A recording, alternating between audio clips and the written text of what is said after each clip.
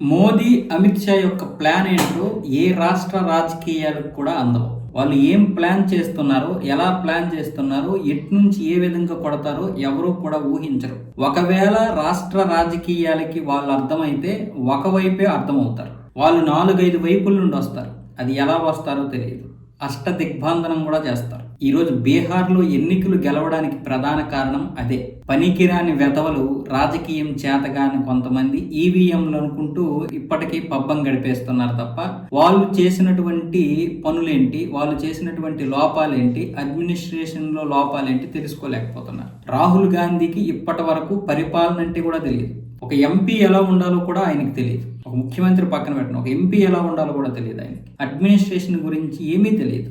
అందుకే ఇప్పటికీ ఈవీఎంలు అంటాడు. సరే, అది పక్కన పెడితే ఇప్పుడు కేరళలో మొన్న తిరువనంతపురం అలాగే మరొక మున్సిపాలిటీ కూడా బీజేపీ కైవసం చేసుకుంది. ఇక్కడ కాంగ్రెస్ అత్యధిక స్థానాల్లో గెలిచిన ఈ 2 స్థానాలు కూడా వామపక్ష ఖాతాలో ఉండేవి. గత 45 సంవత్సరాల కంటే 4.5 దశాబ్దాలుగా ఉన్నటువంటి ఈ యొక్క ఖాతాల్ని బీజేపీ కైవసం చేసుకుంది ఎలా? పైగా అక్కడ ఉన్నటువంటి వారందరూ కూడా క్రిస్టియన్స్. వాళ్ళు ఓట్లేసి గెలిపించారు. ఎందుకంటే అక్కడ వక్ఫ్ బోర్డు తీసుకొచ్చినటువంటి ప్రమాదకరమైనటువంటి పరిణామాలు. దానికి బీజేపీ చిత్తశుద్ధితో నిలబడింది. అందుకే వాళ్ళు అక్కడ ఓట్లేశారు. ఎందుకంటే వాళ్ళు కోల్పోయారు కొంత భూభాగాన్ని. ఆ భూభాగాన్ని రాబట్టుకోవడానికి ఒక బీజేపీ తప్ప ఇంకెవరు ఏమీ చేయలేరు. ఎందుకంటే కాంగ్రెస్ కూడా వక్ఫ్ బోర్డుకి సపోర్ట్ కాబట్టి అసలు వక్ఫ్ బోర్డు నిలబడిందే కాంగ్రెస్ వాళ్ళు. అయితే ఇప్పుడు అక్కడ బీజేపీ వచ్చే అసెంబ్లీ ఎన్నికల్లో అంటే 2026లోనే అక్కడ అసెంబ్లీ ఎన్నికలు ఉన్నాయి. ఇక్కడ ఎవరు నిలబడతారు? ఇక్కడ బీజేపీకి సీఎం ఫేస్ కావాలి.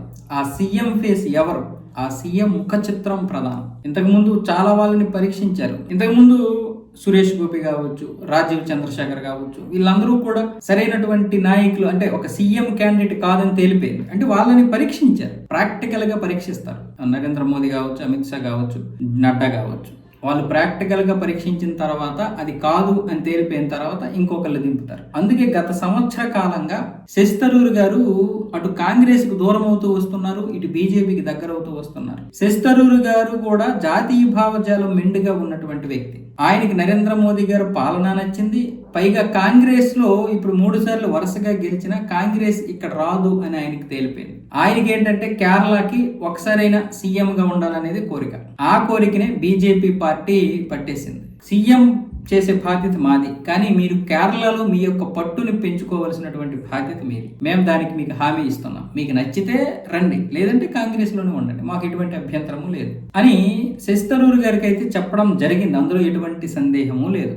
ఆయనకు కూడా కాంగ్రెస్ పద్ధతులు నచ్చడం లేదు, రాహుల్ గాంధీ యొక్క రాజకీయము నచ్చడం లేదు. అందుకే గత సంవత్సర కాలంగా కాంగ్రెస్ కు దూరం ఉన్న, ముఖ్యంగా ఆపరేషన్ సింధూర్ నుంచి మాత్రం పూర్తిగా నరేంద్ర మోదీని ప్రశంసించడం, అలాగే ఈ ఆపరేషన్ సింధూర్ గురించి ప్రపంచ దేశాలకి చెప్పడానికి వెళ్ళినటువంటి ఆ టీంలో ఈయన కూడా ఉండడం, ఒక టీంకి లీడర్షిప్ గా ఉండడం కూడా జరిగింది. అది కాంగ్రెస్ కి నచ్చకపోయినా బీజేపీ కావాలని మరి ఆయన్ని పంపించింది. తర్వాత కూడా శశి థరూర్ గారు చాలా సార్లు బీజేపీని అలాగే నరేంద్ర మోదీ గారిని ప్రశంసించడము జరిగింది, కాంగ్రెస్ ని విమర్శించడము జరిగింది. ఇలాంటి పరిస్థితుల్లో ఇప్పుడు రాబోయే ఎన్నికల్లో ఈయనే సీఎం క్యాండిడేట్ అనడంలో ఎలాంటి సందేహం లేదు. అయితే అది మనకి కూడా అర్థం కాదు. నరేంద్ర మోదీ, అమిత్ షా ఎలాంటి ప్లాన్ చేస్తున్నారనేది ఎవరికి అర్థం కాదు. అయితే వాళ్ళు ఏం చేసినా దేశ హితం కోసమే.